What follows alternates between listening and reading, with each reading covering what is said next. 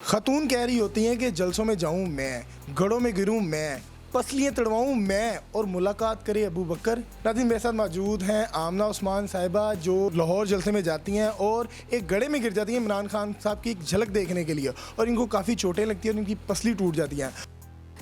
खान साहब को देखने के लिए मैं गई, ढूंढती रही उनको, स्टेज तक जाने में मैं गुम गई। बहुत प्रॉब्लम का मुझे सामना करना पड़ा, लेकिन मेरी मोहब्बत और अकीदत में कोई कमी नहीं आई और एक वक्ती तौर पे रास्ता निकाला गया जहाँ से मुझे गुजारा गया और मैं उसमें गिर गई और मुझे काफ़ी चोटें वोटें आई। मेरे साथ कुछ दोस्त अहबाब थे, उन्होंने मुझे बचाया, निकाला बाहर।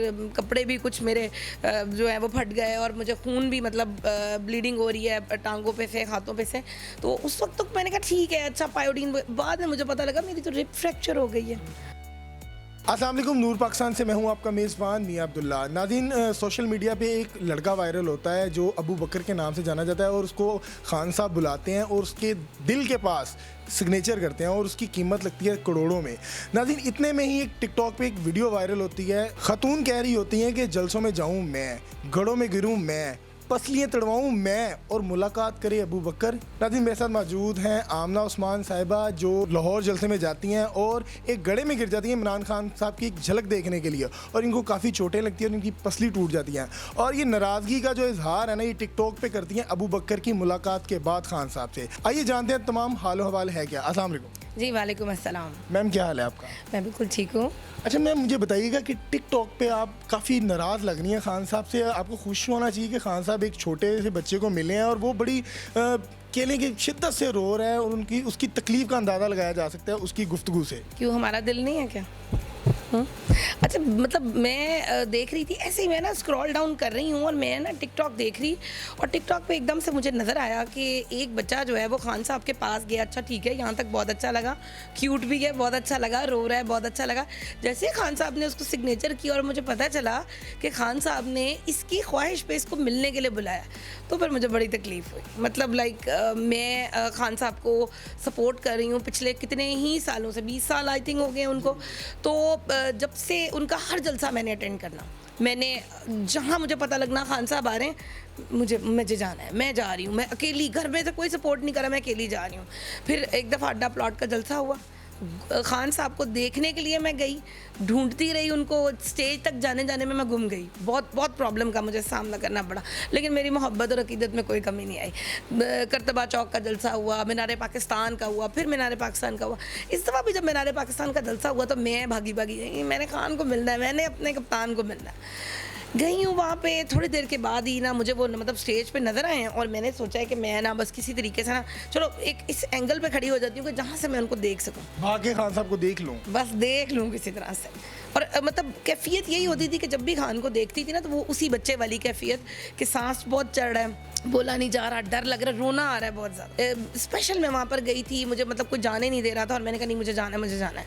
और जब मैं वहाँ पर गई हूँ और उसके बाद ये कि मैं थोड़ी देर बाद गिर गई। पहले तो मुझे पता ही नहीं चला कि मुझे मतलब लाइक क्या हुआ है, मुख्तलिफ जगहों पर चोटें भी आई हैं। वो फिर वो हर गुजरता दिन बताता गया कि बहुत चोटें लगी। अच्छा, यहाँ मैं आपसे पूछना चाहूँगा कि आप क्या ग्राउंड में गिर गई थी या कोई गड़ा बना हुआ था, क्योंकि उस टिकटॉक में आपने गड़े का जिक्र किया है। बिल्कुल ऐसा ही हुआ, और जो एक गड़ा था बहुत बड़ा सा, और उसके अंदर मैं किस तरह गिरी हूँ, और वो इतना, इससे आप अंदाज़ा कर सकते हैं रश कितना ज़्यादा था, लोगों की तादाद कितनी ज़्यादा थी, मैनेज नहीं हो रही थी चीज़ें, और एक वक्ती तौर पे रास्ता निकाला गया जहाँ से मुझे गुजारा गया और मैं उसमें गिर गई और मुझे काफ़ी चोटें वोटें आई। मेरे साथ कुछ दोस्त अहबाब थे, उन्होंने मुझे बचाया, निकाला बाहर। कपड़े भी कुछ मेरे जो है वो फट गए और मुझे खून भी मतलब ब्लीडिंग हो रही है टांगों पे से, हाथों पे से। तो उस वक्त तक मैंने कहा ठीक है, अच्छा पायोडीन। बाद में मुझे पता लगा मेरी तो रिप फ्रैक्चर हो गई है। तो वो आपने बल्कि देखा होगा कि एक वीडियो के अंदर बाकायदा मैं कह रही हूँ कि यहाँ से मेरी जो है वो रिप फ्रैक्चर हुई है और इतनी तकलीफ़ है, मैं पता नहीं कैसे काम कर रही हूँ इतने दिनों से। तो उस वक्त तक क्योंकि डायग्नोज नहीं हुआ था तो पता भी नहीं चल रहा था कि दर्द किस बात की है। असल में उस टाइम आप खान साहब पे आपका जहन फोकस था ना कि मैं खान साहब को देख रही हूँ और आपको तकलीफ फील नहीं होती। बिल्कुल आप सही कह रहे हैं, और मैं इतनी जज्बाती थी कि मैं बाबा कहती और आगे जाना, सारे कहते हैं आराम नाल भूल गई थी। हाँ, उन्होंने कहा आराम नाल बह जा, तेन पहले चोट लगी हुई है। खैर बहरहाल उसके बाद ये हुआ कि अब मुझे बड़ी जेलसी हुई है कि मैं मतलब लाइक हर दफ़ा जलसों में जाऊँ मैं, ठीक है, गिरूँ मैं, चोटें लगे मुझे, और पसलियाँ तुड़वाऊँ मैं, ऑटोग्राफ ले अबू बकर, ऑटोग्राफ ले, और बुलवाया भी उसी को जाए, और वो इतने छोटे से बच्चे को, तो मैं नहीं उनको नज़र आती, मैं इतनी पुरानी फ़ैन हूँ। अच्छा मुझे बताइएगा कि अगर इमरान खान साहब आपको बुलाते हैं और आपको ऑटोग्राफ मिल जाता है और वो ऑटोग्राफ आपका करोड़ों में सेल होता है तो आप करेंगी? बिल्कुल भी नहीं, मतलब लाइक ये तो करने वाली बात ही नहीं है। क्या वजह है, करोड़ों रुपए आ रहे हैं सिर्फ एक साइन के?